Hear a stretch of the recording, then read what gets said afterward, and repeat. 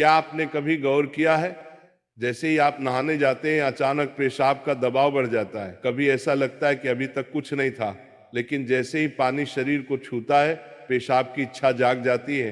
क्या ये बस एक संयोग है या इसके पीछे कोई खास वजह छुपी है? जिंदगी में कोई भी घटना बस यूं ही नहीं होती, हर छोटी छोटी चीज के पीछे कोई ना कोई वजह होती है। अब सवाल ये उठता है कि नहाते वक्त हमें पेशाब क्यों आती है? क्या ये हमारे शरीर की कोई कमजोरी है? क्या ये किसी बीमारी का संकेत है, या फिर ये दिमाग और शरीर के बीच गहरे रिश्ते की तरफ इशारा करता है? बस सोचो, अगर ये सिर्फ शरीर का एक सामान्य काम होता तो हर कोई इसे इतना गहराई से क्यों महसूस करता?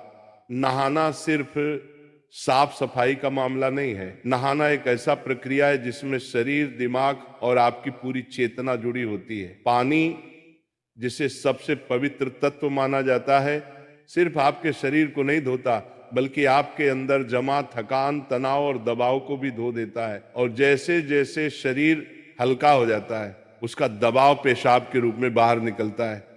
लेकिन ये तो बस सतह की बात है।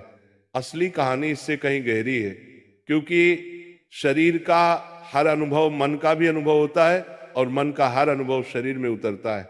तो जब आप नहाते हैं, ये सिर्फ एक जैविक प्रक्रिया नहीं है, ये आपके मन और शरीर के बीच एक बातचीत है। अब सोचो, जब पानी तुम्हारे शरीर को छूता है तो क्या होता है? तुम्हारी त्वचा के हर रोम छिद्र में हलचल मच जाती है, तंत्र का तंत्र सक्रिय हो जाता है। ठंडक या गर्म पानी का एहसास दिमाग को ये बताता है कि शरीर को कुछ छोड़ने की जरूरत है, और उसका पहला तरीका पेशाब करना होता है। लेकिन ये पूरी सच्चाई नहीं है, क्योंकि अगर ये सिर्फ ठंडे पानी का असर होता तो फिर जब हम गर्म पानी से नहाते हैं तो ये क्यों होता? अगर ये सिर्फ मूत्राशय की वजह से होता तो नहाने से पहले ये क्यों नहीं होता, और पानी गिरते ही अचानक क्यों होता है? यही वो राज है जो लोगों को हैरान कर देता है। जैसे ही आप नहाना शुरू करते हैं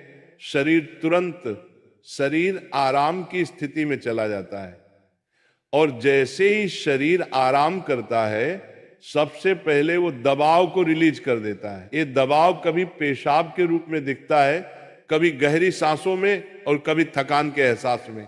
इंसान तब तक दबाव में रहता है जब तक वो खुद को छोड़ना नहीं सीखता। नहाना, पानी में डूबना, ये सब काम इसलिए अच्छे लगते हैं क्योंकि ये आपके अंदर के बोझ को हटा देते हैं। बस याद करो कि कभी गर्मी में जब तुम ठंडे पानी से नहाने बैठते हो तो पहला छींटा ही पूरा शरीर एक झटका महसूस करता है। उस झटके में शरीर कुछ देर के लिए नियंत्रण खो बैठता है, और नियंत्रण खोने से इच्छा पैदा होती है। अब आप सोचेंगे कि क्या ये हर किसी के साथ होता है? हाँ, लगभग हर किसी ने कभी न कभी इसे महसूस किया होता है।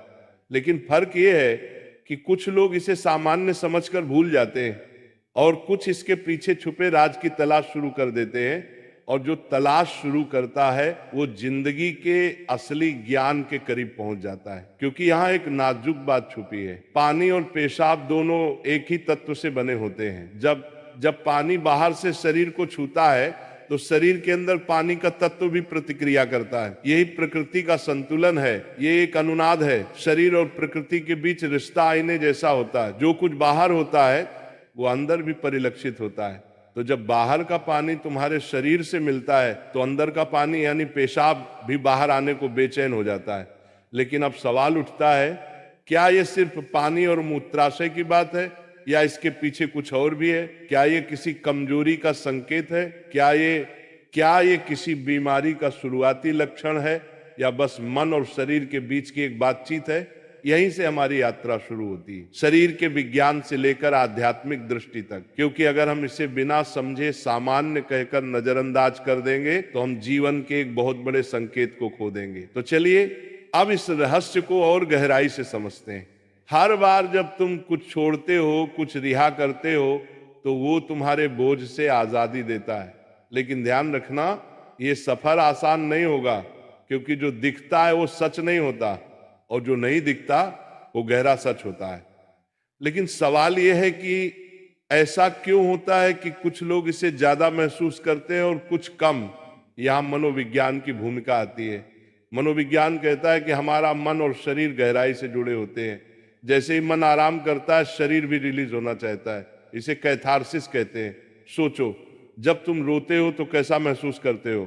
पहले तो भारीपन होता है, लेकिन रोने के बाद हल्कापन महसूस होता है। बिल्कुल ऐसा ही होता है, पेशाब आने में भी ऐसा होता है।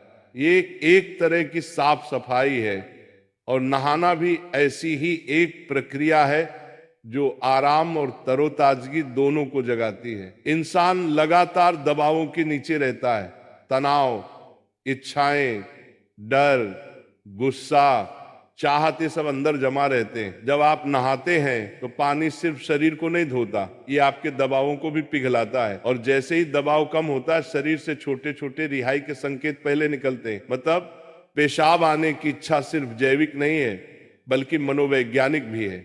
ये इस बात की निशानी है कि जैसे ही आप आराम में, शरीर राहत चाहता है।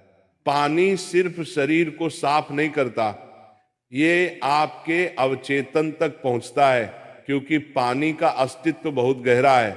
आप मां के गर्भ में पानी से घिरे हुए पैदा हुए थे। आपके पहले अनुभव पानी से जुड़े होते हैं। इसलिए जब भी पानी आपको छूता है, आपका अवचेतन सक्रिय हो जाता है। इसीलिए नहाना इतना सुखद लगता है। इसीलिए पानी में डूबना, किसी झील या समुंदर के किनारे बैठना इतना आरामदायक होता है। और इसीलिए जब भी शरीर पानी से टच करता है तो वह तुरंत राहत चाहता है, क्योंकि ये उसकी सबसे पहली अनुभूति होती है। हर बार जब पानी तुम्हें छूता है तो गर्भाशय का अनुभव वापस आ जाता है। गर्भ में तुम पूरी तरह आराम में थे, कोई तनाव नहीं, कोई दबाव नहीं। पानी का माहौल और राहत पाने का एहसास ही वजह है कि नहाते वक्त पेशाब आना स्वाभाविक होता है। लेकिन अब एक सवाल बचता है, क्या नहाते वक्त पेशाब आने की इच्छा सिर्फ एक सामान्य रिफ्लेक्स है, या ये किसी बीमारी का संकेत भी हो सकता है?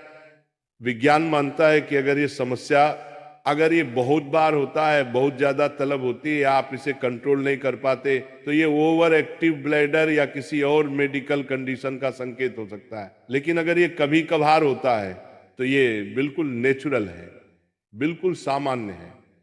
अब सोचो, क्या आपने कभी ध्यान दिया कि ये तलब तभी बढ़ती है जब पानी डाला जाता है? मतलब यहां ट्रिगर पानी है, और पानी सिर्फ शरीर को नहीं छूता, बल्कि दिमाग और सबकॉन्शियस को भी। तो असली सवाल यह है कि क्या आप इसे बस एक प्रॉब्लम मानकर नजरअंदाज कर देंगे, या इसे एक संकेत के रूप में लेंगे कि दोनों शरीर और मन को आराम चाहिए, हल्कापन चाहिए, आजादी चाहिए। हर तरह की रिहाई सिर्फ जैविक नहीं होती, ये आध्यात्मिक भी होती है। आपको छोटे छोटे रिहाई के मौके दिए गए हैं ताकि आप एक बड़े रिहाई की तरफ बढ़ सकें। पेशाब, आंसू, हंसी, ये छोटे रिहाई के तरीके हैं, लेकिन ध्यान सबसे बड़ी रिहाई है। मतलब अगर आप समझ पाओ कि इच्छा क्यों आती है, तो ये सिर्फ एक शारीरिक अनुभव नहीं रहेगी, बल्कि ध्यान की तरफ एक कदम बनेगी। चलो अब नाम जप करते हैं राधा रानी का, तो मेरे साथ बोलेंगे, राधे राधे, जय राधा रानी की जय, राधा रानी की जय, राधा रानी की।